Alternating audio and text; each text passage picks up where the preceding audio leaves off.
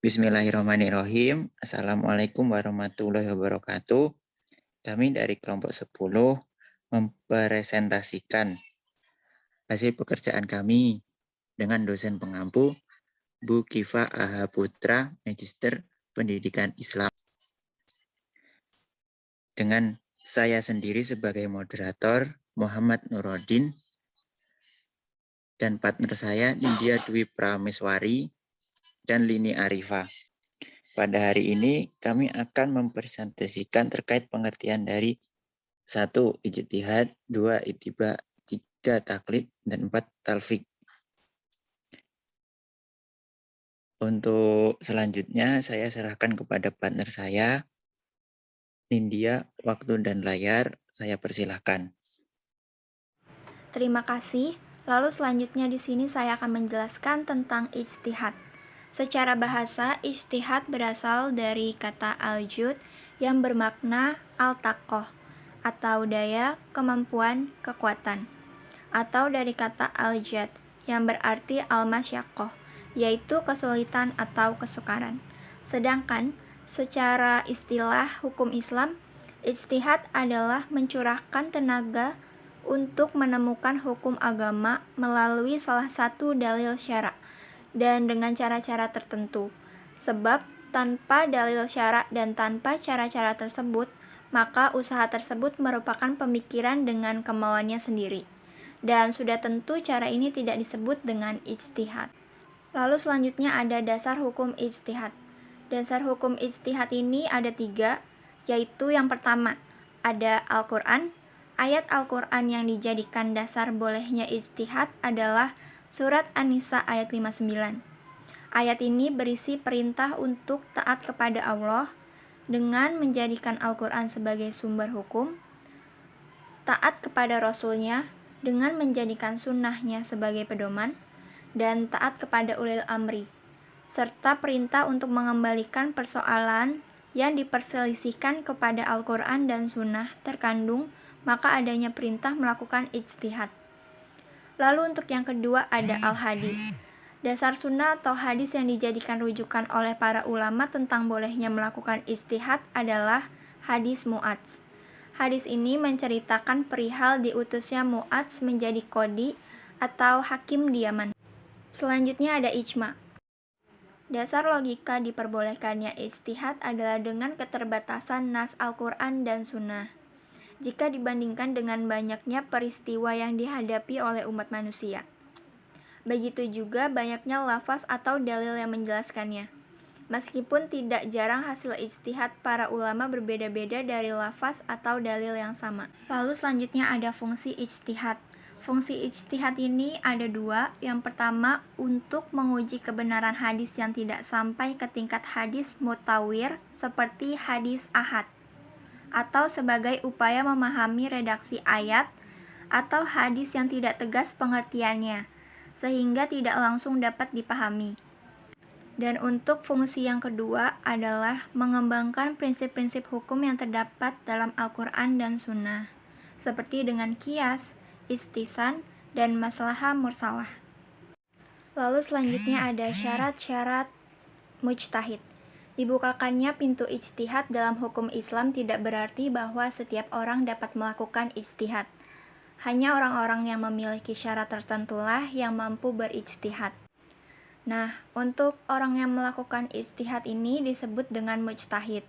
Dan untuk syarat-syarat menjadi seorang mujtahid diantaranya, yang pertama adalah mengetahui bahasa Arab dengan segala seginya. Yang kedua, mengetahui Al-Quran. Dalam hal ini adalah hukum-hukum yang dibawa oleh Al-Quran beserta ayat-ayatnya. Dan untuk yang ketiga, mengetahui hadis-hadis Nabi Shallallahu Alaihi Wasallam, yaitu yang berhubungan dengan hukum-hukum syariah, sehingga ia dapat mendatangkan hadis yang diperlukan dengan mengetahui keadaan sanadnya. Untuk materi selanjutnya akan disampaikan oleh rekan saya Muhammad Nuruddin. Waktu dan layar saya persilahkan. Terima kasih. Yang kedua ada ittiba. Kata ittiba berasal dari fi'il ittaba ayat tabi'u ittibaan, yang artinya mengikuti atau menurut. Dan untuk menurut istilah ittiba adalah mengikuti perkataan atau pendapat seorang yang faqih, paham atau mujtahid dengan mengetahui alasan atau argumentasi dari pendapat yang diikuti. Dasar hukum ittiba ada dua, ittiba kepada selain Allah dan Rasul-Nya. Ittiba kepada selain Allah dan Rasul-Nya, para ulama berbeda pendapat. Sebagian mereka menyatakan bahwa ittiba kepada Allah dan Rasul-Nya hukumnya tidak boleh. Namun sebagai ulama lain menyatakan diperbolehkan. Alasan ulama memperbolehkan adalah karena ulama dinilai sebagai pewaris Nabi. Yang kedua, ittiba kepada Allah dan Rasul-Nya. Para ulama sepakat bahwa hukum ittiba kepada Allah dan Rasul-Nya adalah wajib, sebagaimana dalam firman Allah, Quran Surat Al-A'raf ayat 3. Fungsi dan manfaat ittiba.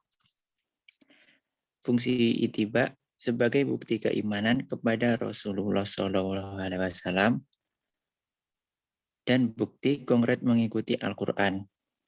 Untuk manfaat ittiba, mahabbaratullah atau cinta dari Allah. Jadi kita melakukan ittiba dengan benar, kita akan mendapat mahabbaratullah atau cinta dari Allah sekaligus ampunannya. Yang kedua, hidayatullah atau petunjuk dari Allah. Seperti hadis yang berbunyi, barang siapa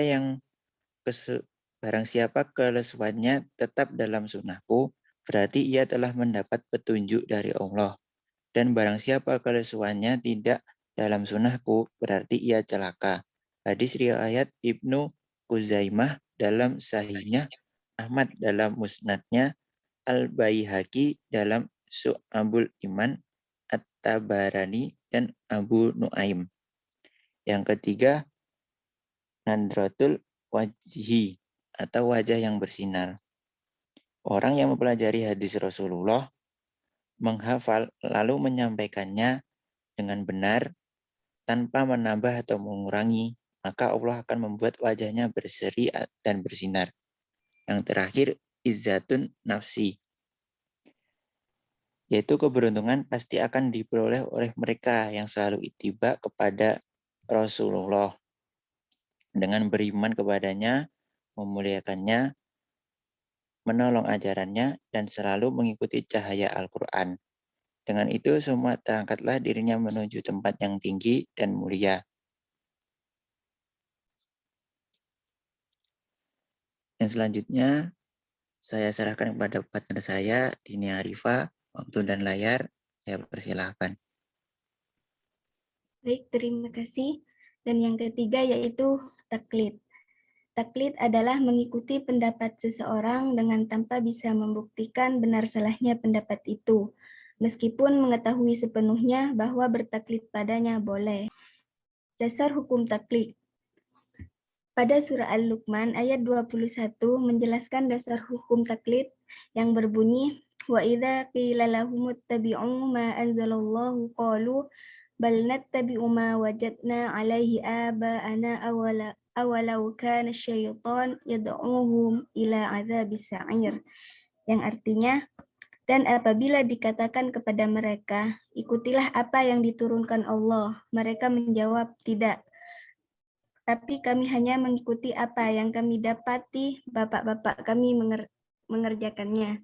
Dan apakah mereka akan mengikuti bapak-bapak mereka walaupun setan itu menyeru mereka ke dalam siksa api yang menyala-nyala, atau neraka. Larangan taklid. Ada 3 larangan untuk bertaklid.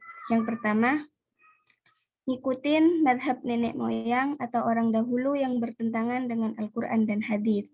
Dan yang kedua, mengikuti madhab yang tidak diketahui perkataan orang itu pantas dipercaya atau tidak. Dan yang ketiga, mengikuti madhab perkataan atau pendapat seorang, sedangkan yang bertaklid kalau perkataan atau pendapat itu salah. Lalu selanjutnya ada syarat-syarat taklid. Ada 5 syarat yang diberikan oleh para ulama agar seseorang boleh untuk bertaklid. Yaitu yang pertama, orang yang taklid itu jahil atau tidak berilmu. Ia sulit untuk mengenal atau memahami hukum Allah dan Rasul-Nya. Yang kedua, bertaklid pada orang yang diketahui keilmuannya. Yang ketiga, tidak nampak bagi orang yang taklid itu kebenaran, dan ia pun tidak mengetahui pendapat lainnya yang lebih kuat. Jadi, orang yang taklid hanyalah mengikuti orang yang ia ketahui jelas benarnya. Lalu yang keempat, taklid tidak menyelisihi dalil dan ijma, atau kata sepakat ulama. Dan yang terakhir, tidak boleh mewajibkan mengikuti mazhab imam tertentu dalam semua masalah. Namun yang diperintahkan adalah untuk mengikuti kebenarannya. Dan yang keempat yaitu talfiq. Talfiq artinya menggabungkan atau menyatukan.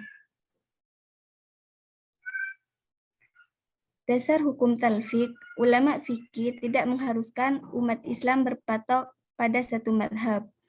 Umat Islam dapat berpindah atau berganti dengan satu madhab ke madhab lainnya. Kalangan ulama membolehkan talfiq dengan alasan yang dibenarkan, namun jika hanya untuk mencari keringanan, hal tersebut tidak diperbolehkan. Syarat-syarat talfiq. Ada beberapa pendapat para ulama madhabiyah tentang syarat-syarat talfiq, yaitu pendapat Hanafiyah, pendapat Malikiyah, pendapat Syafi'iyah, dan pendapat Hanabilah. Menurut pendapat Hanafiyah, sesungguhnya seorang muqallid atau orang yang bertaklid diberi kebebasan untuk mengikuti siapa saja, dan orang awam dalam setiap perkara ketika bertaklid terhadap perkataan mutahid atau orang yang berijtihad akan memudahkan bagiannya karena mereka tidak mengerti hal-hal yang dilarang menurut nas atau akal. Dan pendapat Malikiyah yang paling kuat menurut ulama mutaakhirin dari pengikut Malikiyah adalah dibolehkannya talfiq. Yang dibenarkan pula kebolehannya menurut Urfah al-Maliki dalam penjelasannya Syarhu al-Kabir oleh Ad-Dairi, dan berfatwa pula Al-Lamah al-Adui tentang kebolehan talfiq. Dan menurut pendapat Syafi'iyah, sebagian Syafi'iyah menyatakan larangan talfiq dan sebagian yang lain berpendapat tentang kebolehan talfiq apabila dalam permasalahan yang memenuhi syarat terhadap madhab yang diikuti.